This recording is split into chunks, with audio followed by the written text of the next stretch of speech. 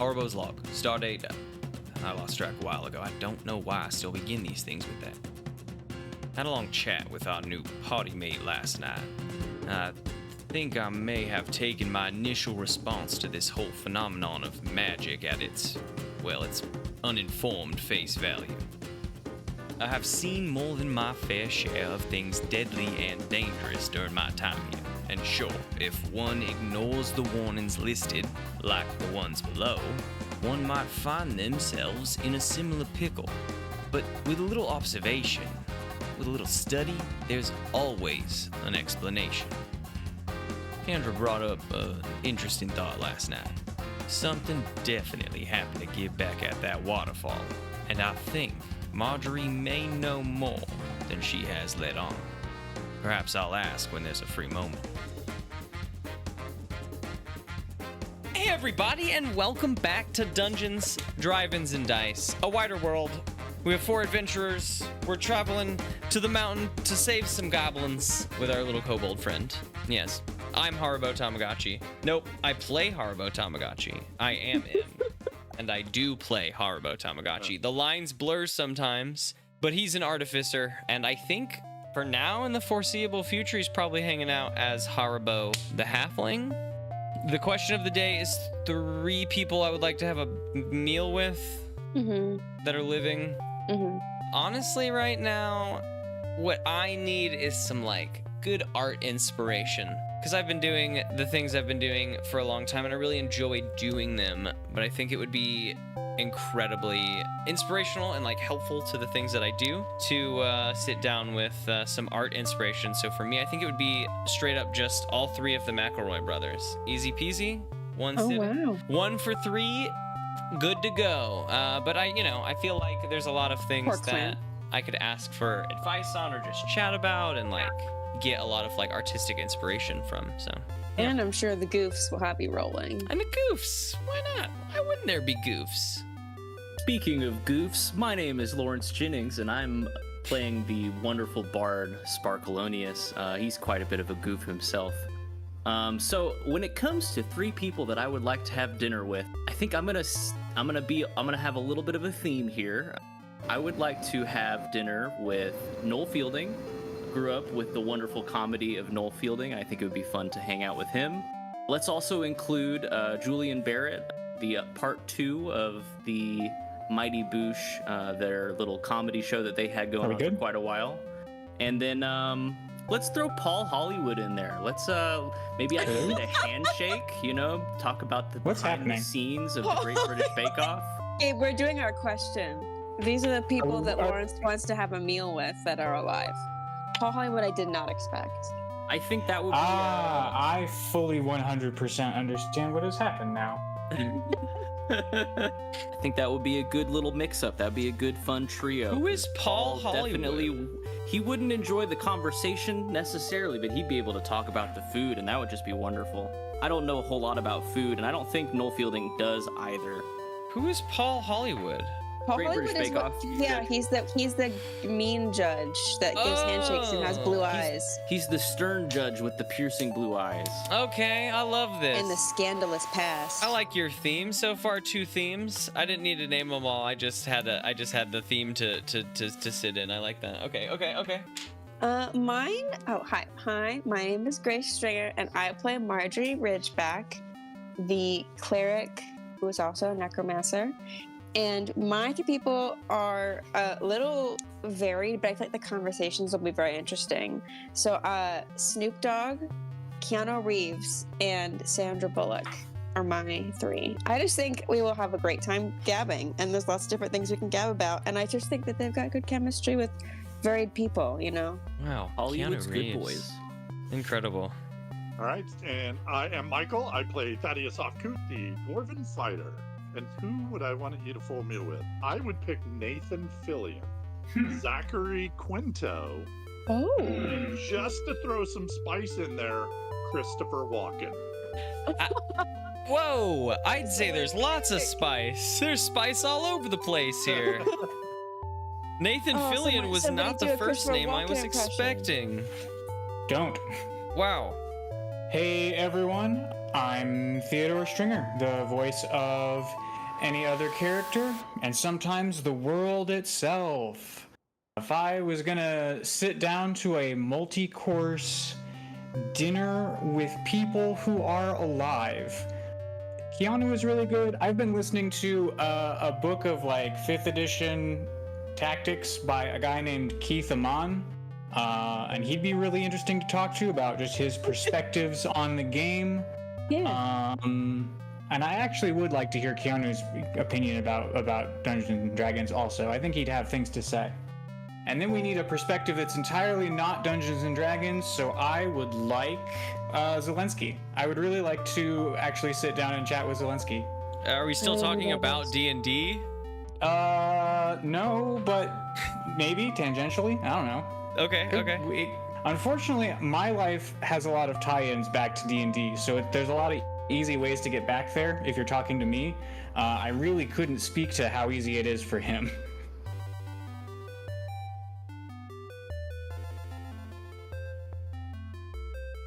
We came up with a plan. Who wants to give a brief outline of the plan we came up with? The plan? Just like what we were intending to do this episode? I felt we're like... just continuing to sneak through performing, right? Yeah, moving forward towards the mountain in the next place. I know we have to get a little bit more information, right? We have to get a little bit more information about where the goblins are, where they might be heading, blah, blah, And blah. we have to decide if we want to clue in this Kendra. third person that we're not actually a Kendra. band, or if we have to really step up our band playing Yeah, skills, which we means we'd need- have to actually rehearse and Yeah, stuff. so part of that plan does include Kendra, you cool? ? Yeah, we need to see if Candra's Yeah. cool. That was the big main thing, was basically what are we going to do about the non-party member in our midst? And then also, we don't really have any on-the-ground information about the goblins we're trying to rescue. Was the other sort of thing conclusion we came to. But then, at the very end of that recording, we got just a smidgen of canon, where we saw an array of things. We had Upset Mundane. We had space people looking at space screens. And you had number 3. Oh, the important one, because that sounds like where we're kicking off, is Margery and Gib floating in the sky above we were in the the north clouds. area of town. We're back in a dream. We were in the clouds. It was Margery and Gib. Gib was asleep. And we hadn't really, gotten into media res with it beyond just seeing what we were seeing. So, Margery, you're in the clouds. Can I see, how far up I am, or, can I see from down below how far I am, maybe? What do I see? Yeah. As you're sort of in dream space right now, so you can walk around. And so you leave Gib where he's at, sleeping, and you wander over to a hole in the clouds. And looking down, you can see that right now you are more or less where, over where your camp is right now. So in front of you, you can see the singular peak of the mountain. It doesn't quite rise to cloud height. You are above the frosty top of the mountain, but you can see all of it, and you can see the lower range of mountains off to the north. And as you're taking this all in, if you have one question about the landscape below you, feel free to ask, and then things will continue to happen. Okay. Can I see, from where my vantage point is, can I see how many camps there are until we get closer to the top of the mountain? Is there a way to see how many stops we'll have to make, or how far the journey is? It's tough to... It's dark, and you're, cloud height, which is unusual for you. So it is tough to say exactly. You've got 60 feet of dark vision. That's not infrared. Campfires.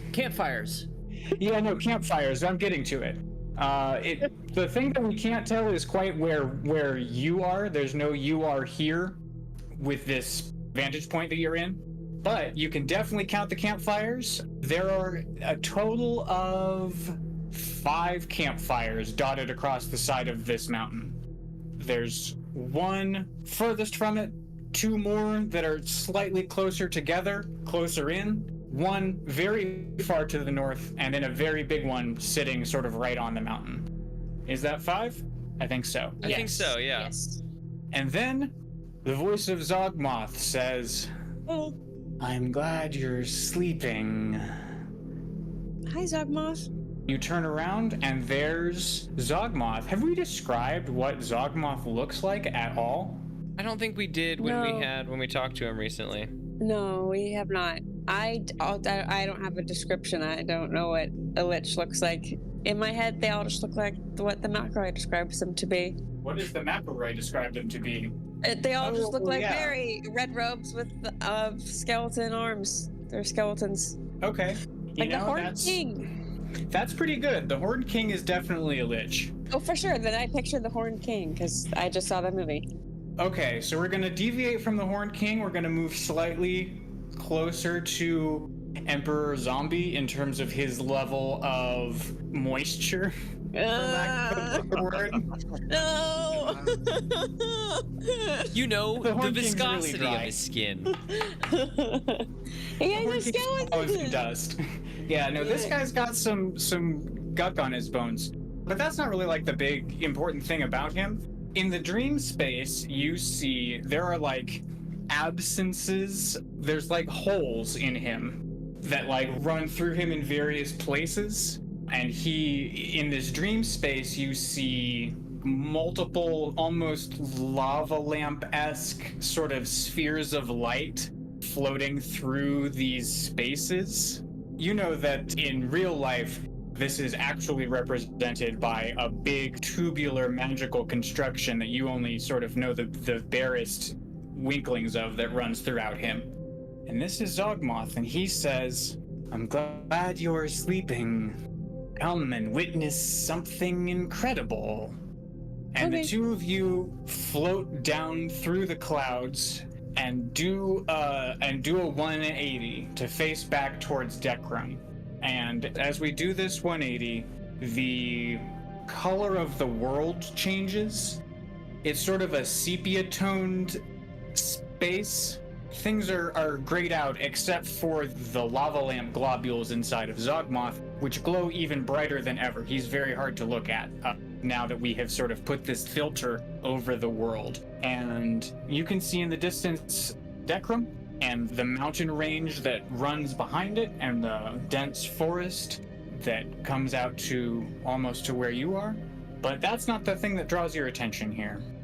Because in this sort of sepia-toned lens, you see sitting over the mountains behind Dekram, it looks like someone has sort of stuck their finger, like pushed it against the back of this sepia tone, this lens of the world, and you can sort of see the texture of this lens pushing inward and twisting slightly. And Zogmoth turns to you and he says, "The barrier between worlds grows thin." And as he says that, you can see this depression, this pressure into this space twist ever so slightly, like, you know, slow growth. And you can see on the bottom of it, closest to the ground, a purple fissure sort of opens in this sepia, and a wave of purple smoke gushes out of the pressure point and like dumps down into the pinewood forest below it. Very quickly, like within 2 seconds, the sepia has repaired and like sealed itself back. But yeah, this is what you see. So glad Sparkleoneous isn't here to see this. So it looks like the barrier between worlds is blurring, and it looks like a finger is like kind of smudging the colors together, and then fire comes out, and then the smudging disappears. Purple smoke. I don't want to like make the finger the focus because Sorry. it's not a finger. It's just like this is what it looks like. Yeah, sorry. That's also how I was picturing it. What other world is coming in on top of Dekram?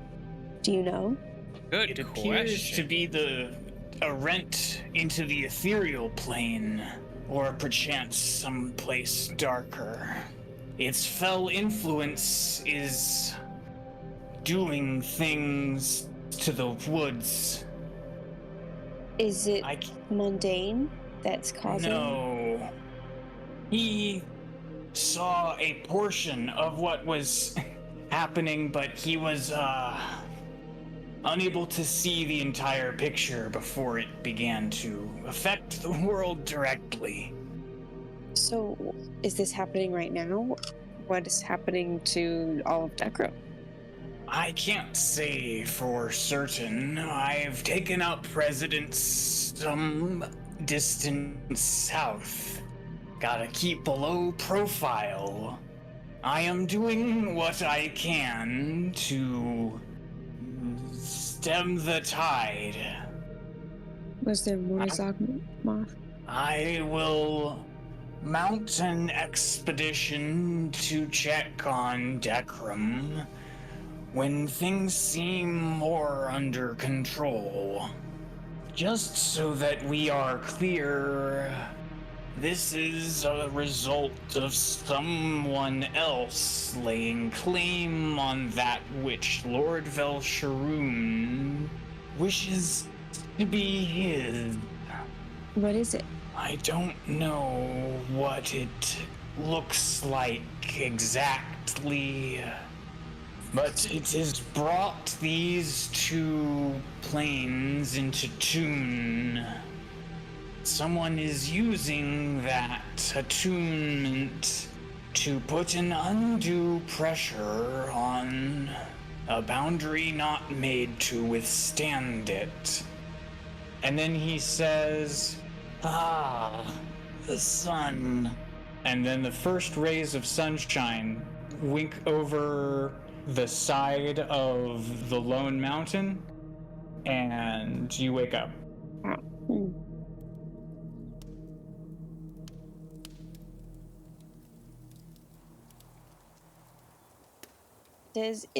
poked my head outside of my tent really sneakily. Is Gib still asleep? Or is Gib still in the clouds in his dream? So I ditched Gib up there. Yeah, no, you guys just left Gib up there. Yeah, no, Gib is in the tent with you. He is not in the clouds, nor is he asleep. He was bolt awake, splayed out, spooked, when you woke up as well. Gib, are you okay? Something's very different. Did you see my master Zogmoth? What did you see? Gib. I saw a drooling tree. Ew. Oh, a drooling tree, you say? A drooling tree. It bit other trees. Any other details you can... A drooling tree that bit other trees. He shakes his head and scampers out of the tent. Man. Everybody else, what's up? Haribo took first watch, so he's probably waking up just about now, too. Prepare all of his, machines for the day, make sure his synth is, in working order. We gotta keep the, band disguise up in front of Kandra. So, checks the synth for the day and, makes, I don't know. Do we have breakfast? We bought food for the road. Sparkleoneous and Barson are gathered around the campfire with Barson's working on a pot of stew. Perfect. Dude's definitely got breakfast. Well, yeah, stew feeds for days. He's working on a pot of stew, though. Breakfast stew. Yum. My favorite. Not a pot of stew. Barson only knows how to make stew. Breakfast stew? Lunch stew? What's in breakfast stew that makes it different than lunch stew? Sunshine. Got eggs. Oh. Eggs and sunshine. Definitely Those are the eggs. Ingredients. Scrambled eggs. Is the answer. Eggs and stew is not good. It's stew over eggs. Stew While over you sleep, Margery, would you like some breakfast stew over eggs? There's eggs in the stew as well. Can I just Barson gets out a ladle. Can I just have the eggs? Can I just have the eggs without the stew? Or the stew on the side? Oh, okay. Yeah. Stew on the side? What kind of monster are you? I'm scared. It's alright, Barson, she's not from around here. It's really weird. It's alright. Yeah, you guys have a tasty breakfast. Gib comes out. Does Gib get breakfast? Gib, of course, breakfast, please. Breakfast stew. Haribo makes a pot of coffee. Would you like your stew on the side? Nah, give it to me all over. Give it to me straight. Don't cover him in stew, Boston. Please take his vest off first, otherwise it'll get gross. That's how I save it for later. Put it in my pockets. Oh, Not just pocket like stew. dripping goopy pockets. Unacceptable. Stew, Kendra. Wake up. Kendra's still asleep. Wake up. Wait a minute. And Sparkleoneous looks at the gang who's all awake. Sparkleoneous sort of like makes an arm motion for everyone to come close to Sparkleoneous. We come close. Oh, I come close. Yeah. Yeah, I'll come close. Should we just leave her? We could just go right now. Sparkleoneous, that's not very good boy of you. I thought you were a nice boy. She adds some credibility to our journey. It allows us to move freely within the confines of the Indeed. hobgoblin. I just wanted to make sure that we kept our Territory. options open. I you like think where we your should- brain's at. Should we keep pretending to be a band? I know. Let's wake her up with some music. I think that's a fantastic idea, Sparkleoneous. A little breakfast tune to spark her day. What do we roll again to play my... What is my instrument called? I wrote it down. Squeeze horn. What do we have to roll to play the squeeze horn? Yeah, anyone who wants to, Gib is not going to try and assemble his instrument right now. It's still all in its bags. He's busy eating. Haribo will Wake also up, synth. wake up synth along with Margery. Performance, I'm guessing. Da. Oh, that's a 10. That's all I got. Oh boy, Haribo's is a 7. It's Oh, early. man. It's early. Okay. What is like a 7 on a synth? What's... I think y'all just blew our Discord. cover as musicians. No way. It's an early morning. I'm waking up. I used to Jesus. remember. So maybe there's a chance to redeem it. Sparkleoneous just got an seriously. 18, so he's gonna Always play saving loud the to day. cover up everyone else's music. Haribo just plays really quietly. It's not on key at all, and that's why he like lowers the volume a bit because he knows he's not doing well this morning. He stayed up a bit too late talking with Kendra last night. Wake up! Wake up! Fuck, it's the synth version. Have some stew at the table. Get those eggs with a ladle. There's a table? Margery, not all songs are literal. There's a table? Mark You just wanted listens to to. a lot of music, I guess. Yeah, no, I mean, with the first blast of the trumpet horn, I think, I rolled a 3 when the first time that you yelled, wake up. Yeah, with the blast of the horn, she, like, starts. She doesn't really wake up. She's like, what? What's happening? Where? What? Oh, yeah. It's you guys. Come on, Stew? Kendra. What? It is time to wake up. Stew. We got egg stew for you, and we got to get on the road. We're trying to get to the mountain within the coming days. Oh, yeah, all right, thank you. Thank you for the stew. Eggs, stew on top? Yes, indeed. Just as God intended. You know about it. All right. This feels exactly like when I went to Grandma's house and I was the only one that didn't put the golden chicken noodle soup over my mashed potatoes, and I had them separately, and everybody made fun of me at the table. This is just like it, but in fantasy form. Well, I'm glad You're we're having finally learning a flashbacks. little bit about your family, Margery, but The only reason you were alone is because I wasn't there. Nice. It's weird, right? You don't put chicken noodle soup over potatoes, mashed potatoes. There's a strong choice. If everyone else did it, I would do it. No, just kidding. No, I'm not a lemming. Strange. Deeply strange. But all right. We finished to our do stew. something absolutely fucking wild and then to look at someone and be like, well, you're not going to do this too? What? do you No mean you're soup not on gonna put Diet Coke no in your soup on broccoli? mashed potatoes? What the fuck is wrong with you? Thank you. I feel so vindicated. I've literally never heard of soup on mashed potatoes. So Yeah, they looked at me No, like I was that's a- crazy. I'm like, no, this isn't right, guys. That's Yeah. not right. I'm not even saying it's like not good or whatever, because it might be a tasty combo, but I've never seen it or heard The about fact that they acted like I was like ridiculous for thinking that they should have been separate. Yeah, Like right. why they're like why did they only brought out one bowl for everybody? I'm like, I thought you did it wrong. I'm sorry. I thought there were more bowls coming. I don't know. Oh wow, this is good. I needed that. Thanks, guys. Very cathartic. I'm glad we could help. Now, put that stew on those eggs. This is totally different. This is totally different.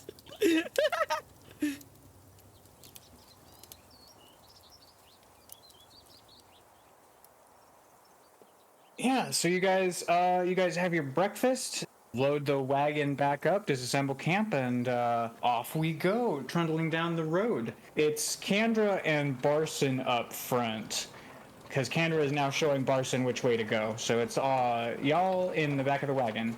Kandra, would you mind giving Barson some directions to gear us a little more towards the mouth of that mountain there? We'd like to hit maybe one or two of these villages along the way, but we really must get to our show inside the mountain if possible. Yeah, we can do that. Let's see. Well, we gotta go through one of the checkpoints no matter what. After that, the path forks. The easy route goes through the other checkpoint, but if we want to try the faster route, we can cut through the woods. What makes it harder? Because if one is easier, the other one is by definition harder. Booby traps. But placed by your people, Kandra?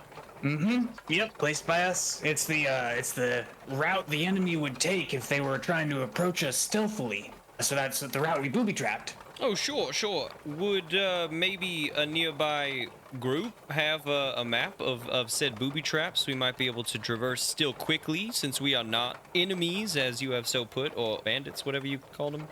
Oh no, I'm the map. I know where all the booby traps are. I can point out the signs and things. Oh shit, Kandra? I'm a hobgoblin. Absolutely. I thought you were a didn't map. know that. Yeah, I didn't know. Yeah, you just said you were a map. Which one is it? No, I didn't know that every hobgoblin would have the knowledge of this place. I'm very happy you do. Don't get me wrong. I just didn't want to assume. But if you do, we should take the quick route then. Sounds good. I think that's we can definitely do that. And so you journey on. Let's get a round of checks, wagon checks, perception, nature, any other check you think might be applicable. That is a 16 on survival. Haribo's rocking perception as we go. Just keeping a general watchful eye with a 21. Sparkleoneous got a nat 1, so do with that what you will. On 14 what, though? on survival for Thaddeus. What were you trying to do, Sparkleoneous? Good question. I was sort of behind Kandra and Barson in the pot, so maybe animal handling. Maybe I was trying to encourage Stuve or explain to Stuve. Kandra about Stuve. Okay. Nature Let's on an see. explain Stuve check. Yeah, so he's got, I believe those are lumps. What do they call those? Gumps, maybe? Gumps. Gums.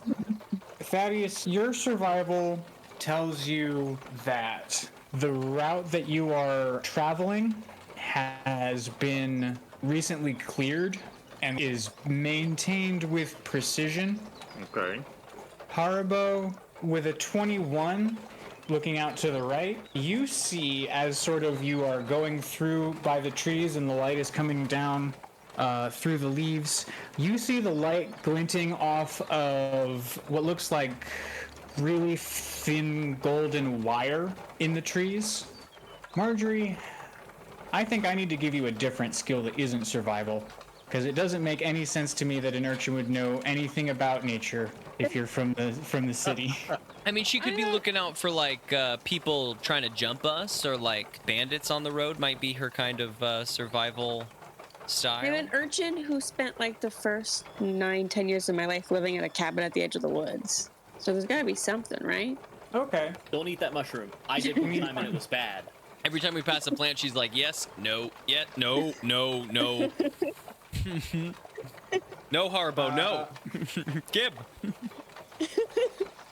Margery, at a point, a few hours into the wagon ride, we pass a brook, And looking down into the rocks of the brook going off down the thing, you recognize that some of the bottom of this brook is made of limestone. You recognize this because there were similar limestone-lined brooks by your cabin.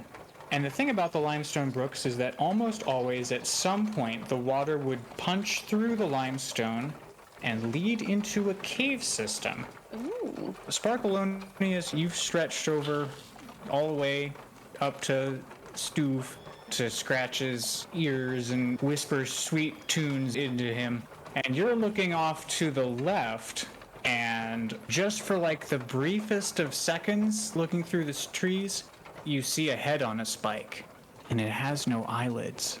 Oh, wait a minute, I've got no eyelids. Oh, wait, he used to have eyelids. Oh, God. Oh, wait, I don't believe in that. Oh, taxes. Oh, taxes. Do you believe in taxes too? Not taxes. Anything but taxes. You take that back. Can't, All Put right, stuff in you. I'll take my happens- taxes back. Thank you. Kendra or anyone else, I see if we take a moment to watch the sun reflect in that tree line, we might be able to. Oh, there it is. That is again. There's some like gold wire. Kendra, can you? What is going on over there? Yeah, Barson slows down the wagon, and Kendra says, "Oh, I didn't know that they'd moved it out this far. Those are fluffy foot strands. I know that means nothing. They are." Yes, Kendra, I understand entirely. Thank you. Whatever You can it stop means, I'm there. Oh getting wait, back in the bucket. no, I would like to know still. Those are the webs of the golden fluffy foot spider. We've traded for a few of them from the Underdark. Phenomenal guard spiders. Their thread retains tautness and elasticity over long distances, allowing them to act as, long-range detection creatures. Oh, fantastic. I had heard of also that they make incredibly strong ropes and other building materials like that. Getting your hands on a golden fluffy foot is quite the feat. Well, we're the goblins that we lost to getting them into their spots. I'm sorry? Oh yeah, vicious predators. Yeah. Interesting.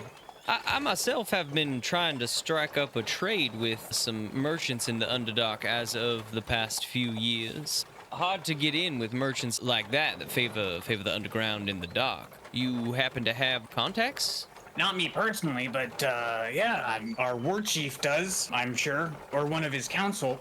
That must be how we've been getting the fluffy foots. This is a recent acquisition?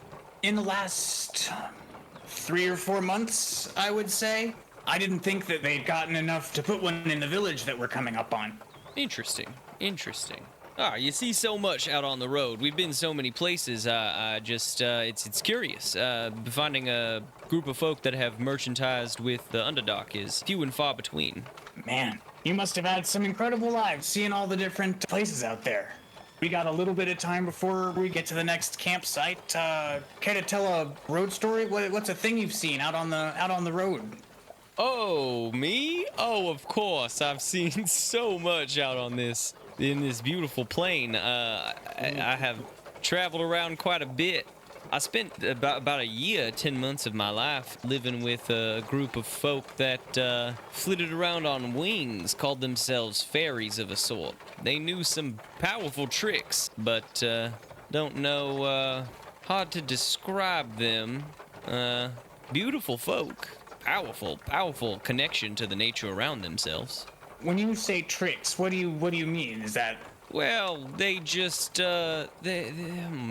yeah, I myself have tried to get to the bottom of exactly what they were doing for quite some time, but Haribo. I found my... Yes? Haribo. Do you mean magic? Did they do magic and you can't explain the magic that they've done? Kendra, we talked about this Hey, last God. night. I just think that, again, I You left can before... call it magic if you don't understand it. I can It's okay. I can also call it You can come down and sit Nilly-nally. on the I can ground call with it the rest whatever of I us wanted. cave people. Okay, well, that's not the point, Kendra. That wasn't the point of where I was going with this. It was incredible to spend my time there, and I'm sure that you could have picked up some cool ingredient stuff there, but no, I do not believe that was magic either, Kendra. Well, then what about this then? And Sparkleoneous casts prestidigitation, filling the whole wagon with light. Oh.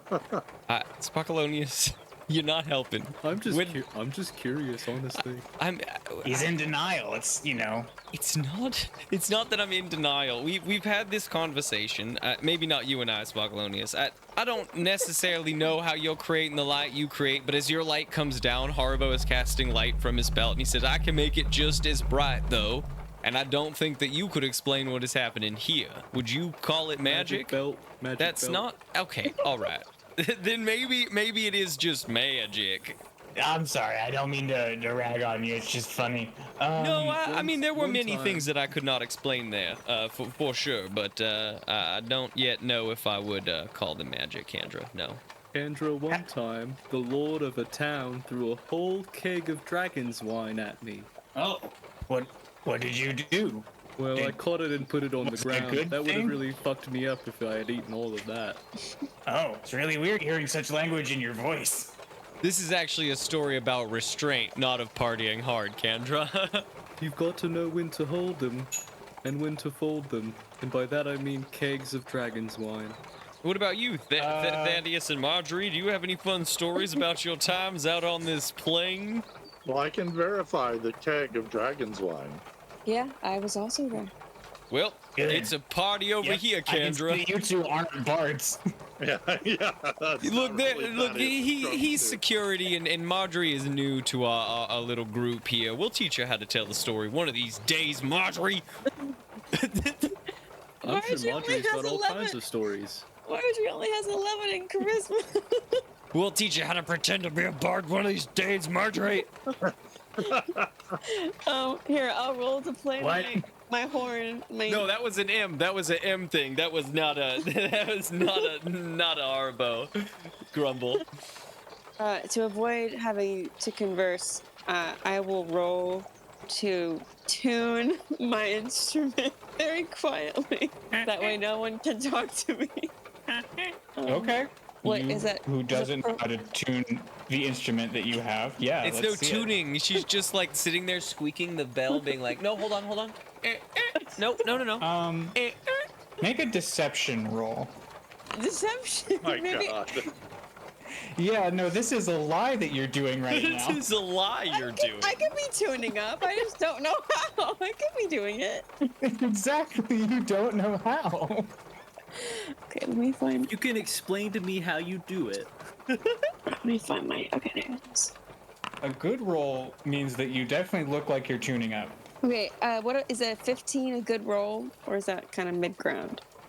No, that's just, that's pretty good. That's pretty good. You look artsy.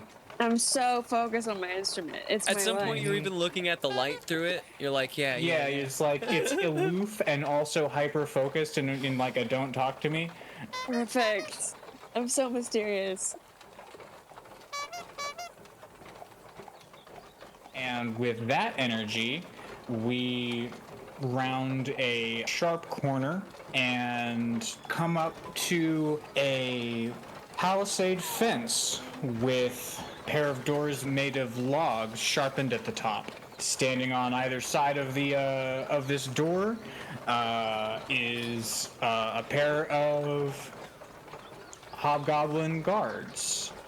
Total of 4 guards, 2 with longbows, 2 with swords.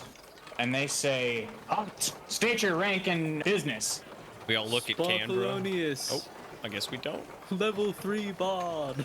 Yes. Master of ceremonies and horn player in kissing booth. Yep. Haribo Tamagotchi, level 3 bard. Synthesizer in you said kissing booth. It's on the side of the wagon, as you can see. Both of the all of the hobgoblins except for Kendra, kind of glare at you guys. Make charisma saving throws. Fair. For all of us, or just those who No, have spoken? those two. The two that Okay. spoke. Oh, turns out I'm actually good at charisma. Okay, 19. Oh. Yeah. Oh, indeed. Big 22. Wow, okay. Look at you guys. He didn't expect you to succeed. Yeah. Okay. It's not quite like a glare at the two of you, but there is a long, awkward silence Oh, yeah. that lets everybody know that that was not What they were looking for. what we were trying to do. And into the silence, Kendra goes, Kendra off bike, spear rank, escort duty for a group of bards up to the Citadel, if the chief here likes the sound of them, or whatever. Haribo nudges Gib and he says, Gib, your turn. No. No. Oh, God. Thank you for prompting a what does Gib do check. And I'm Gib, Master of Ceremonies, Lord of the Seven Kingdoms. Gib hops out of the wagon and all of the hobgoblins' tents, and then he goes over to the closest one, and he does like a specific bow, and he hands the closest hobgoblin a silver piece that he was given for market day, and he says, "For your duty and your clan." And the hobgoblins are all very surprised. And then Gib doesn't say anything else, and he scurries back into the wagon. Haribo is also very surprised. M is also very surprised. Sparkleoneous thinks to himself, that's my boy. All right, Thaddeus, follow that up. Yeah, what am I supposed to do from there? Are we all supposed to do something? No, I just was continuing to push the envelope until I couldn't anymore. The four guards look at each other and nod and push the gate open, and you guys go into encampment number 2. The last one was not particularly well defended. It was mostly like a town more than like a fort. This one's got like sharpened stake walls and is like a war preparation barracks kind of a deal. As you go in, you see a long rectangular tent with elaborate, no, not elaborate, rudimentary but large smithing facilities. On the other side, there is a large sty in which many pigs mill about. Further back, you can see tents and then more fortified-looking hut structures.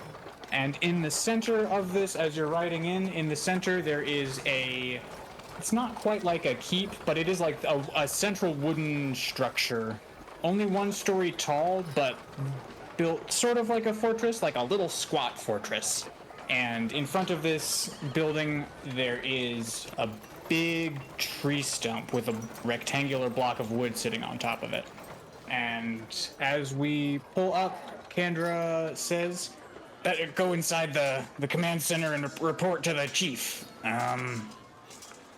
Do you want anyone to come with you, or you good? I just proved to be very helpful outside with those guards. Would you like me to be in there with you and the chief? Maybe we have Gib go with you. You know what? I'll roll for that too. No, wait, hold on. I don't know that we should let Gib go out alone. We're still working with him. Yeah, I'm not sure if he doesn't look quite housebroken yet. Well. Gib hisses at her. She's like, "Yeah, Point proven. I'm okay with that. I'm just gonna go and report. It's, it'll be fine." And And then Gib pisses on the floor. Awesome. So we're in the wagon. Do we want to obey Kendra? Do we want to reconnoiter? What is, Was Kendra's command to stay here? Don't move? Sit tight. That's what Kendra said. Oh, sit tight? Okay. I'm just excited to play another show. Everyone got the set list memorized? I'm willing to sit tight, but I'm also very much on the lookout.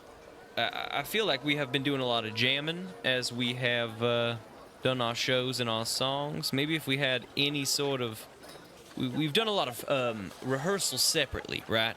I'm curious if we went into a show with an idea of a song we would play. some vibes, some timings. I'm not saying we do a full rehearsal, that we even need that. We are all incredible at our instruments, of course, but Yeah. just any sort of idea might give us a leg up in our performance. I know a few Goblin war songs. Oh, hell yeah. Maybe we could tell the tale of Gribbick the Brave. Oh, That's you want to a pretty do like simple a story? Yeah, like an Odyssey song. We tell a whole story here. Yeah, we could get that intensity going. I'm into that. That's an interesting idea. Are we trying to like game plan a song? What is the? My thought behind this was, I feel like every time we go in, we have not yet ever talked about how we play as a team and how we have improved or like come to play a song together. Technically, so far, it's straight up just been jam sessions that have gone mostly okay. So my thought was that if we had a game plan, maybe we come in with intensity. We say like Haribo goes first, then Gib's gonna come in on an upswing or whatever. Like we have a plan to come in on music. Maybe we could get, as a mechanic, like some form of advantage or like up on our performance in this new space, since we have never actually planned out a performance. You know what I mean? Like a band would have. Because when a band performs, they're not leaving it up to chance as if they're gonna do well, right? They've done a lot of things. So I'm curious if there's anything we could put in place that gives us the mechanics of being a band that have begun to play together. That's a That good makes idea. sense. Yeah. I think if everyone contributes a meaningful idea to our song, I will give us advantage on the performance checks to like debut it. Yes. Well, Sparkleoneous has the lyrics to Gribbick the Brave ready to go. How long is it? What is the tone of Gribbick the? It's like is a it like a liturgy? 3-verse structure, couple choruses, sort of a closer of a song. You wouldn't want to open with that. Oh my god. Does it build? Yeah, it builds to a goblin screech at the end. Don't worry, I'll Okay. teach you all how to do the Goblin Screech. We all look at Gib. No? Okay. I'm not a goblin. No, fuck, right. Sorry, that's Koryak. My bad. No, we don't look at Gib. Shit. That's pretty rude. Stop. Yep. Not what I... No. We all go.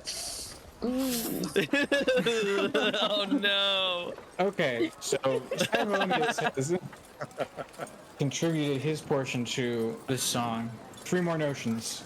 Thaddeus, yours is especially fun because yours is something the other 3 and me have to try and figure out how to do something with.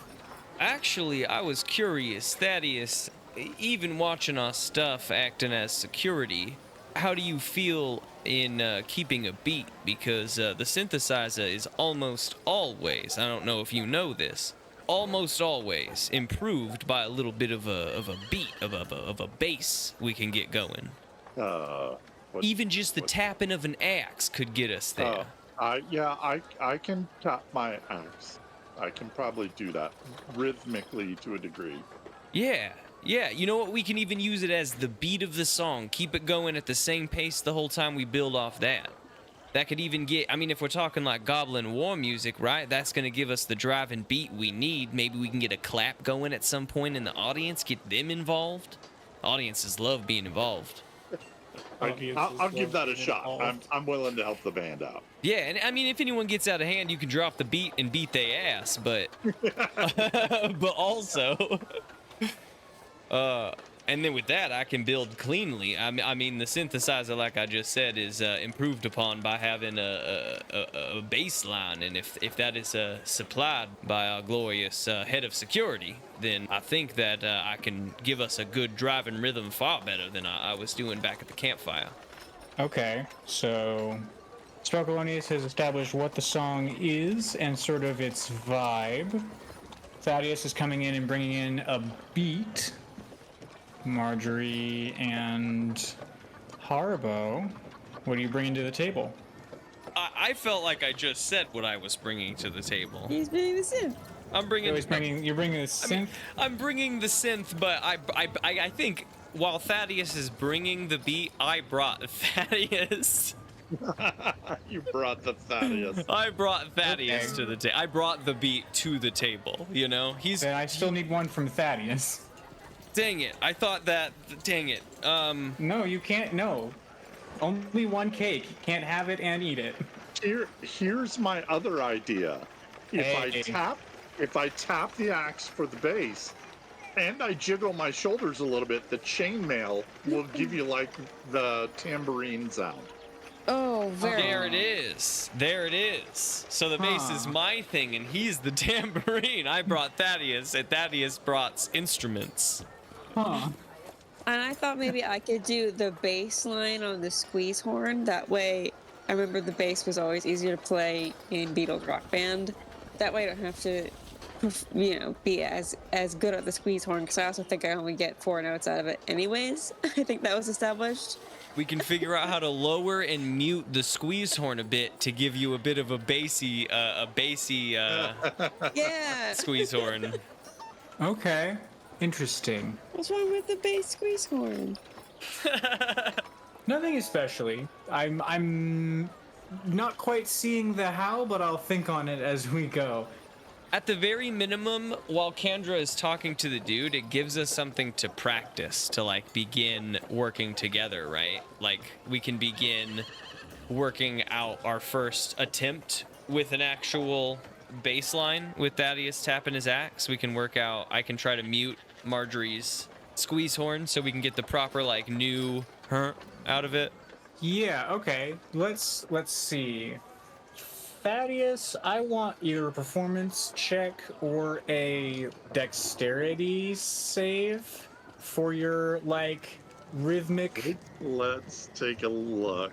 I think I'm gonna have to do a dex save because I at least have some pluses on that. Oh, all right. So that's gonna be a 17 for the dex save. Wow. Okay. Fire. I think for Margery, perhaps an intelligence save, trying to work out your new way to play the squeeze horn. Haribo. I feel like this, unless you have something, it maybe if there's a check we can give it for like composing, because it feels like Haribo is beginning to like work out how to actually blend these instruments, right? Like Haribo is working with the instruments of Margery and Thaddeus, trying to create the right backing for our lead, obviously. Wisdom save. Yeah, hell yeah, I love I that. got a 14 on my intelligence save. Wisdom, that is an 11. Okay.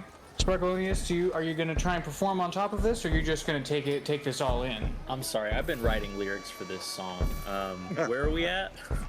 That's exactly what he was doing. That's exactly what he was doing. Never mind. That's what you were doing. Okay. I don't want to yet try and describe what this sounds like.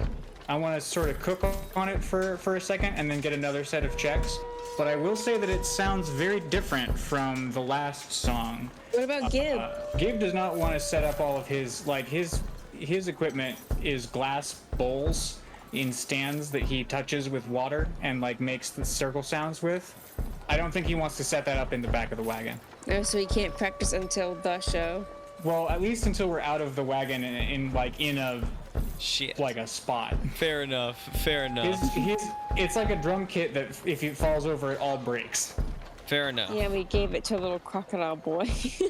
Also, he did break a bowl or so last time, so. Yeah, no, he did also knock one over, so I think he's like down to 4. Gib, would it benefit you if I made you a totally new, different instrument? Or are you a big fan of these bowls? Because I like the bowls, don't get me wrong. Give him cymbals. We can give him cymbals. I don't actually have a ton Symbols of tools. would be something. I think actually. I just want to check in how you're doing with the bowls. I Or know that you don't want to maraca, set them an up egg. now, but Well, the last performance sure did identify a weakness in the current setup. I don't know if we've got the stuff right now, but if we could make some sort of like a rack or something to hold all of the bowls, and like maybe it's got cushion or something to like keep them all in place so that just the tops of them stick out and we're not, then the only risk is me dropping the whole rack, but at least I'm not knocking over individual balls. I don't know if we've got the stuff for that, but, you know, when we have an opportunity to revamp the instrument. I'll definitely look into that. That actually gives me an idea. Yeah, and Haribo goes to writing in his notebook. Okay, and somewhere in the middle of like practice, Kendra comes back out and she stops and she says, thank goodness. I talked to the chief. I described your show, gave him the pitch. He said okay, but he didn't like the sound of what I said that you guys played last night. Oh, don't worry, we're not doing any experimental stuff this time around. We're going to play classic, the tale of Sir Gribbick the Brave, you know, the story of the goblin hero. Sir Gribbick. I don't know if he was actually a sir, but, you know, it's respectful. That's an old one. I haven't heard that one in quite some time. Yeah, I mean, don't get me wrong, we're sort of doing our own take on it, but, you know, the story is there. It's been a hot minute since we've done the classics. Last night we were reveling a little bit in newfound sound, but trust me when I say the classics is something that we are really good at. We've always been good at the classics. Well, all right. This is a full Odyssey, apparently, Sparkleoneous says we are playing tonight. Full Odyssey. It's not a short song. 3-act movement here. She leads Stuve deeper into the camp to an empty tent that's sort of festooned with little bits and bobs of like nature-y things, feathers and skulls and stones and little jars of dirt. And she says, "This is the mage's quarters for whenever we're in camp. You know, you're my guest, so park a squat or whatever." Oh wait, Kendra, you're not just like some mage. This is like important to your people. There aren't many mages in the goblin tribes, so you know we're all special. Hey, well, good on you, girl. Be careful with Stuve. You don't have any other camels in the camp, do you? He's a camelable. No, I've never. It's my first camel, so. Yeah, he'll bite the humps right off. Oh. That's how he think gets those the came extra off. humps. They don't usually. Okay, interesting. Alright, do we have sort of a quiet place that we could rehearse, Kendra? Sort of away from prying ears? Don't want any spoilers. Unfortunately, not really. We're, inside of camp now. There's goblins all over. And they're all over the place. They're not like in and amongst everything that you guys are doing because you guys are in the mage's tent. But, in all of the other tents, there are goblins and hobgoblins going about their assigned tasks. Any that we would recognize? Well, not you. You thought Gib was a goblin. Shut. Keep it. keep it to yourself. Any other goblins with like tails and long snouts and scales? Yeah. No, but- everyone make perception checks. Haribo, make yours with disadvantage. Fuck, that's not fair. 20! Sorry, I'm excited. I'm unexcited now. 10. 17 with disadvantage. It's technically Nice. a 23, but But straight up critical. 15 20 for than that. Thaddeus. Okay. You know the answer to my question. Sparkleoneous, you're busy still working on your lyrics. Thaddeus, you see that there is a clump of trees, fairly tall trees, inside of the border fence. And you see a group of hobgoblins carrying a dead pig towards that copse of trees. Okay. But Margery, you see a goblin wearing a piece of bone-crafted ornamentation that you think is familiar. And once you point it out to Haribo, with your 19, you recognize it as some of the handiwork of one of the goblins who is still back at in the tribe. This is his handiwork. Oh, fantastic. Yeah, Kendra, with the show coming up tonight and us performing, ooh, Haribo looks tense, such a classic. It actually would be pretty lovely if maybe, we can't get a full-on private session together, but maybe you could show some of us around the town while we do like maybe some individual sessions with Sparkleoneous, because this is one of his classics and we want to make sure we get it right. I'm sorry, what? You want to do what? There was a few things in town that we could check out. We are on the road, and after we leave, it would be good to be, well stocked. Maybe we could check in on your blacksmith, see if we could do any trade there. I do have some ores, but I'm curious mostly if we could, check out your town, get out of here for a bit. Mostly we need some private, I'm trying to tack on to Sparkleoneous' request. What my friend here is saying is that he needs some pointers. He hasn't performed this one in a moment. Need to run him through some things, some bars he missed last time we performed this. And that goes for everyone here. And Sparkleoneous' pebble eyes sort of glower at everyone. He's very serious about the classics. Are you trying to wander around the town and go and talk to people, or are you trying to get Kendra to leave, or are you trying to leave Sparkleoneous alone? Yeah. So to set it up in the mechanics of it, the goal of my pitch is to have Kendra willingly show us around the town, some of us around the town, while we continuously switch out with Sparkleoneous. That way we can share information with each other about what we find as we do. Sparkleoneous can teach you the song. And we can we can practice the things we just talked about with that. And 2, we can learn about the town. 3, we can share information with each other without all being together at one time. But the biggest thing is that we get Kendra out of here so that we can actually have that conversation amongst one another without her being around until we can't bring her in on this, I think, at the moment. So the goal was to get her out of the tent so we could share information. I'm following now. I'm super. I laid a plan without telling you the actual plan, but I set it up, but I didn't actually tell you. Yeah, no, that would make sense. Haribo suggested it as Haribo, and me as the dungeon master did not understand what Haribo was saying. For sure. Okay. I think the only thing I will say with this plan is that if we are doing one-on-one updates, it is going to be telephone all through Sparkleoneous. What we learn. I love it. I love that personally so much. So, Sparkleoneous, who needs the most help? Gib. Oh, not the one I was expecting, but all right, Gib. Number 1, Gib. Number 2, Margery. Number 3. It would be, I think it would be interesting, maybe very helpful for me if I could go early on Sparkleoneous. I feel fine. with all these new instruments, bringing them together might be helpful. First. Take Gib away first. You're with me. Oh, okay. All right, into the lines, then. Okay, this should be especially interesting then. So, Sparkleoneous and Haribo stay in the tent, and Kendra, Margery, Thaddeus, and Gib. What a team! Oh my god! Yeah. Please To go search for clues or something.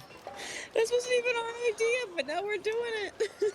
I didn't hear anyone say no. I don't want to do this. As you guys go to leave, That's fair. Haribo says, "Just get a lay of the land. See if you can find any interest in the best spots for our show. Anything about the town." I nod at Thaddeus, hopefully secretively. Wink, wink, nudge, nudge. Exactly. Okay, let's see. I think the first thing you guys do, it takes probably 10-15 minutes to do a lap of the encampment. You go by the front, you see the pigs, and you see the blacksmith.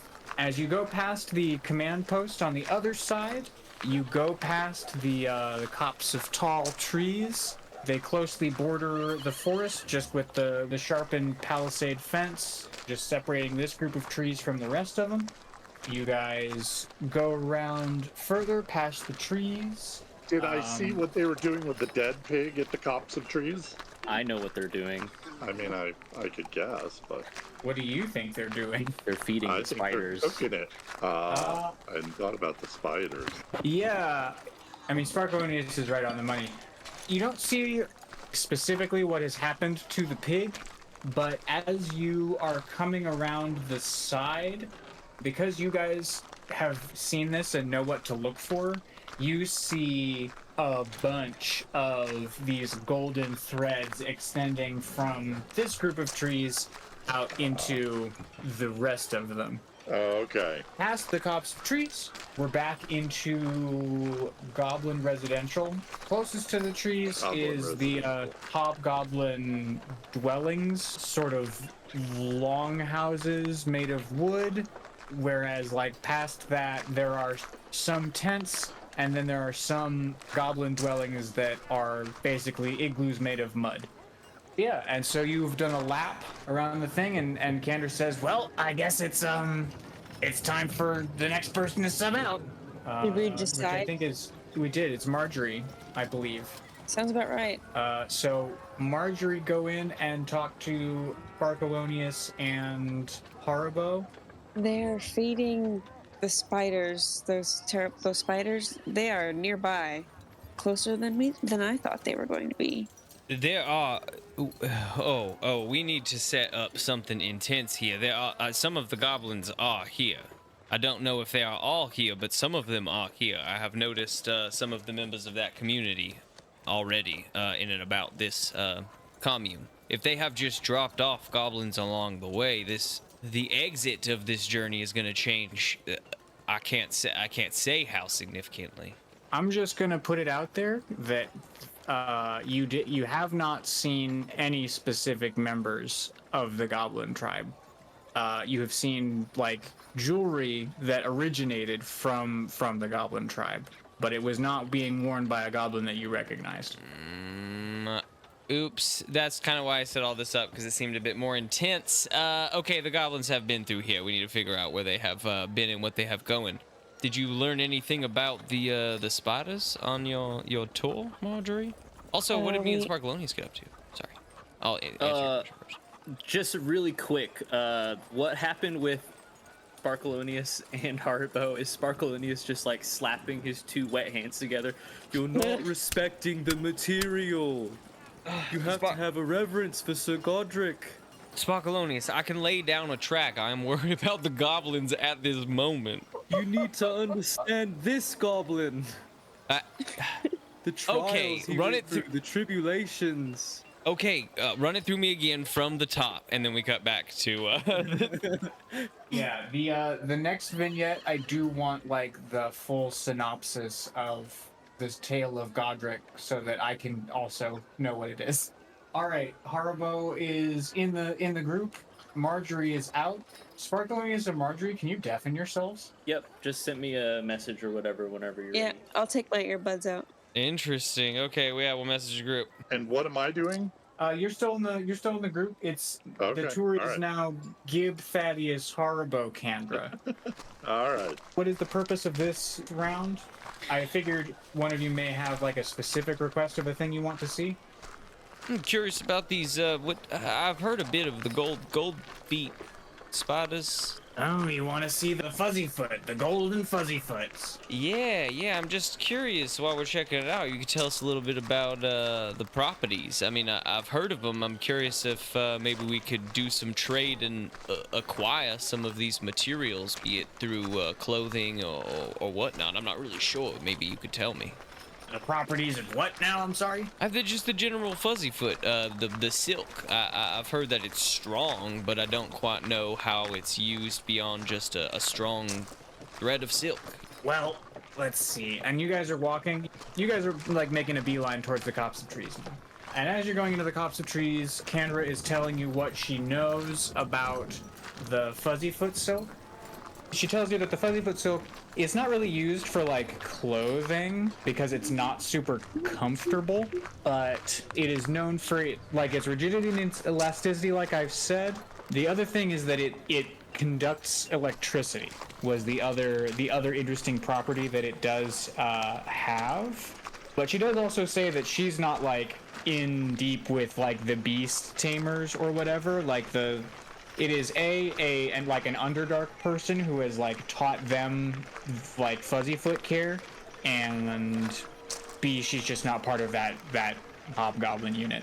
But as we get in, we come into an enclosure made of like bamboo in a crosshatch pattern that goes up into the dimness of the trees. You would say it's probably a 30-foot diameter enclosure and perhaps 60 feet tall. And you look in there and you squint and it's difficult to see. Do either of you want to make perception checks? Yes. Absolutely. I'll do one for Gib too. Dirty 20. Give you a That would be- 16. A 21 for Thaddeus. Yes. Wow. Gib is like squinting into the dimness, but as you two come in, you catch a sheen of gold up near the top of the enclosure, and you look up and you see it. Dangling from the top of this bamboo enclosure is a spider approximately 15 feet in diameter. It is jet black, except for the final like segments of its front 4 feet, which are bright and shiny and covered in long golden hairs. That's not creepy at all. Yeah, Thaddeus, with your 21, you see that at the back of this spider, the threads, all of the different like alert threads, twist into a large bundle that the spider is like sitting on. Okay. Yeah, so now you've seen the golden fuzzy foot. Wow. This is beautiful, isn't she? Indeed, indeed. Are there any carekeepers around here? There's a hobgoblin sitting in a chair, watching the spider on the far side of the enclosure. Would I be all right to have a chat with one of these beast tamers over here? I'd be really curious if I could acquire some of these materials. Probably not. Probably not a thing that I wouldn't. Just like, I don't think that they would love an outsider asking questions about the fuzzy foots. Oh, sure. Yeah. Okay, I think now we go back in, and Thaddeus, you go into the hut and tell Sparkleoneous and Margery what you guys saw on your tour. No, Margery, I need more reverence in that.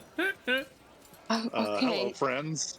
Hello, Thaddeus. You will not believe what we saw. So we got to see one of the golden fuzzy-footed spiders, and we learned a little bit more about their thread. So their thread is extremely strong, very elastic, very durable, and it conducts this thing called electricity. I don't know what that is. I don't. What does conduct mean? Like a song? Well, you would know. You're the bard. We actually got to see one of the spiders that they're keeping, and it is a massive creature. I hate that. And it sits on a nest where all those golden spider webs we've seen are all connected up to a bundle, and that spider's sitting on them. Awful. So it's impressive and a little intimidating and a little worrying at all the same time. So we need to be careful around those. How close are they to where we're staying? Do you remember as we walked around the yard, the big copse of trees? Mm-hmm. They're just beyond that. Now it's in an enclosure, but I don't know that I'd trust it if it wanted out. They did lose a lot of goblins getting it in there, is what you guys have been told. Yeah, so Sparkleoneous I- bolts with his whole body. I've heard of Ew. Jurassic Park. Yeah, Clever girl. those dinosaurs didn't have anything to do with electricity. You know, you definitely got me. Oh no, how do I explain conductivity? Electricity. I don't know. Yeah, no, I mean when they channel lightning magic into it, you know, anyone touching the thread gets zapped is how they understand it. Wild. Okay, Thaddeus and Sparkleoneous. Do we want to do another round of explore the town, or do we want to go to perform? I do one more round. I can deafen myself, and you can just ping me when you want me to come back. Do you guys have an angle you guys wanna explore? One more round? I mean, we've seen the layout, we've seen the spiders. That was Is what there I wanted more- to see. There's- So. Yeah, big is there more building. to the town that we've not seen? There's the big fortress or the big building towards the one end. You haven't looked in the command center. Yeah, that's a command center. Thank you. And you haven't gone to, you've seen a goblin wearing jewelry. You could go and talk to him, ask him where he got it. Oh, Yeah. How would think you find him? we could wander around with Kendra and just chat with her a little bit about the goblins that have come through here recently. Because if she's knowledgeable about the depth of things that she's knowledgeable about, she might know about that too. That's a good point. Then, Thaddeus, Sparkleoneous, you guys get to work on the rhythm section. Don't worry, it's an epic. You're going to play the same thing for 20 minutes. I can't wait. All right. It's more of an endurance good- practice. Good Ping aerobics. us when you want us back. Tough session, huh, Margery? and- Sparkleoneous is a driver in there. Yeah, he kept telling me I wasn't being reverent enough. Well, were you being reverent? Probably not. I mean, I worship a god, so probably not enough for him. Atheist. It would be pretty irreverent of you to be reverent to something else if you worship a god like that. Interesting. I'm curious about what he truly wanted from you in there. Either way, I'm sure our performance will be fine. Have you noticed the goblins around here, Margery? Kendra, I noticed some of this jewelry they are wearing. It's not, it reminds me of other goblins I've seen elsewhere. I don't know, maybe far to the south or whatnot. You guys into art trade as well?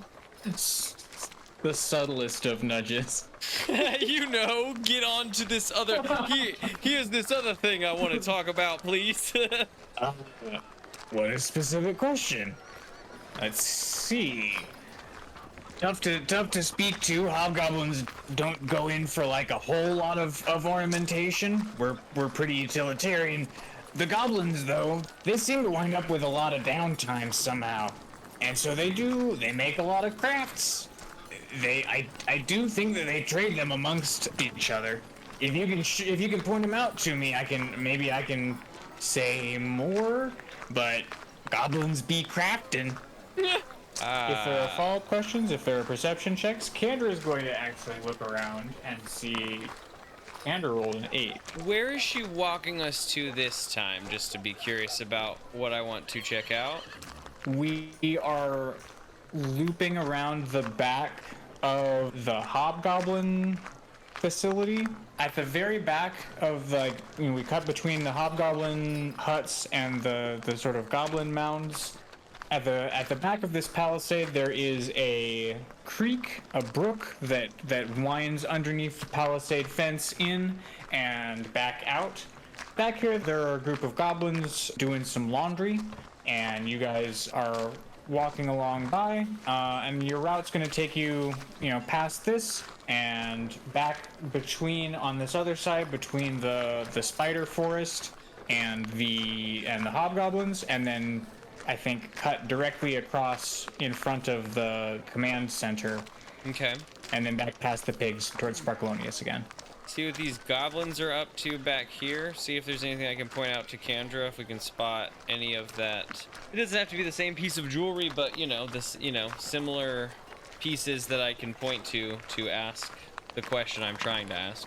But yeah, I think we'll see. Perception +3, 17. Okay. You do see, it is not the same, you can definitely see that the style is different, but it is the same, necklace ornamentation on some of these goblins back here. And you do point it out to Kendra, and Kendra says, oh yeah, it's a religious thing. Yeah. They wear those so that their god can't see them. Sorry, what? They do it so their god can't see them. It's like a ward? Kinda, basically, yeah. like the primary god of the goblins themselves is an entire dick. And so he's not actually one that they want to come into contact with. And goblins have a fable about him that one of the other goblinoid gods sort of during the conquest sicked a wild beast on their god and savaged him. And ever since then he's had a petrifying fear of these beasts. The story varies from like tribe to tribe, but they make their ornamentation out of the teeth of that beast. And because the beast savaged that god, they think that, you know, his fear keeps him from seeing them if they're wearing the teeth of the beast. You know? So It's sort of a fun story. Yeah, What's so a the name goblin of the god and the beast? Gabe can't pronounce it. The beast varies from tribe to tribe. What about this one? These particular goblins have like possum teeth. What Death by do possum. what does Haribo goblins like wear? If I've recognized now that this is not They're possum Haribo teeth. goblins. What beast do you want? What beast do you want? Oh, Now that you know it's a significant. What do you want their significant beast to be? their significant beast is displacer beasts. Panthers? They don't have to kill them. I don't know how they get the teeth. You know, they might buy them, but panthers? I don't know if that a big cat of some kind. Yeah. Crocodile, Okay. maybe? Crocodile. Ooh, you know what? Yeah, I like crocodile. We've talked about a lot of crocodiles in this podcast. Crocodile.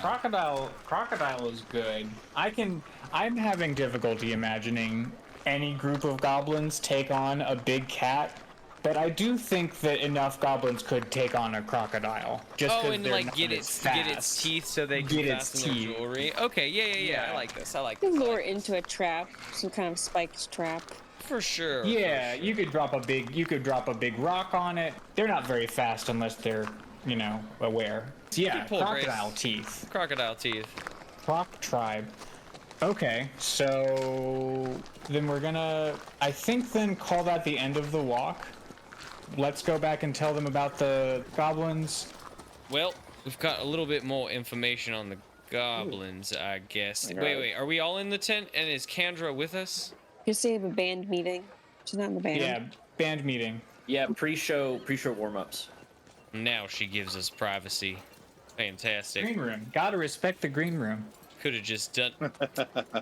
All right, perfect. Well, we discovered that while there are some of the goblins for sure have come through here, though we need to figure out a little bit more about which ones talk to which. But I think there are a few in town that know the direction our goblins have headed.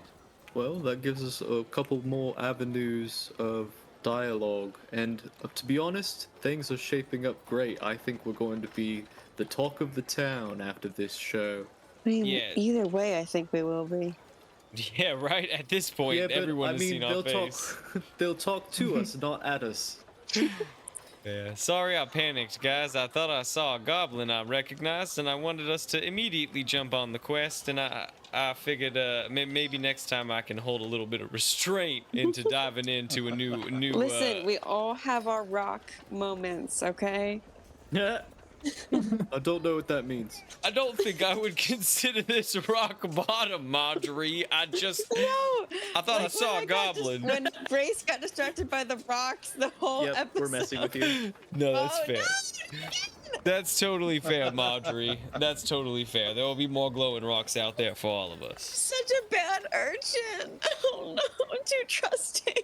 But we have this performance coming up tomorrow. Tonight, and we must practice as a team. Maybe? Do we need to practice Yeah. as a team? How do you feel, Sparkleoneous, having run us all through our solos? Yeah, As long as we all start at the same time, we're going to be okay. Is there Everyone knows anybody their that- parts, and it continues for 20 minutes, and then that's the end.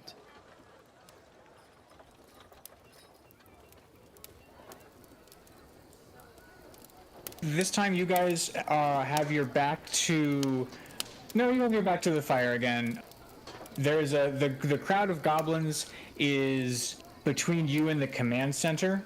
They've built a fire in a big fire pit in front of the smithy. What is the first instrument that plays in this song? The percussion. Yeah, Thaddeus for sure with the laying the bass line out. Oh, yeah. You guys have like set up, like you've pulled the loose board off of the wagon for Thaddeus to thump his axe down onto. And so Thaddeus is thumping his axe down and every now and again doing a little shake, a little like bob up and down to get his hi-hat. And as you guys start the song, you are looking out over the sea of goblins, and you see coming out of the command center the chief of the tribe. He is in the most resplendent armor that we'll describe in more detail another time. And as you start the song, coming out of the command center alongside the chief is a short, gray humanoid. No, fuck you! No way! Oh my god! No! We're gonna have to perform our asses off. No! Yeah. And wait, My lyrics aren't going anywhere. We'll just have to leave on this cliffhanger. Bro, we have to play a show in front of a group of people that think we're the band we are, and also in front of a man that knows we are not the band. We just have to hope he doesn't recognize us. Oh no. Yeah, let's hope he doesn't recognize Sparkleoneous. Hey, you've got you've got advantage on this performance check. On the on performance? these performance checks. Not on the hiding from the gray man checks, though. maybe we have costumes. Did we ever decide that? Yeah. Let's disguises? cut back to the green room and we're all doing the warm up and we just fade out on all of us going big booty, big booty, big booty. Big booty, big booty.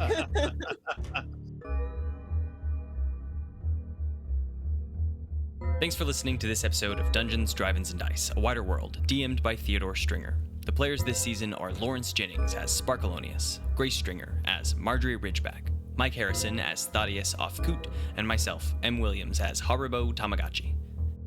Huge thanks to Tyler David Poe for composing some of the music you heard in this episode. You can find his information below, along with all of the other additional sound credits. You can support this podcast directly by becoming a member of our Patreon. The URL there is patreon.com/ddadpodcast. That's patreon.com/ddadpodcast. There you'll get access to all of our seasons, along with additional bonus content for your home D&D games. Next episode coming at you on September 26th. This one's the show, folks. Don't be late.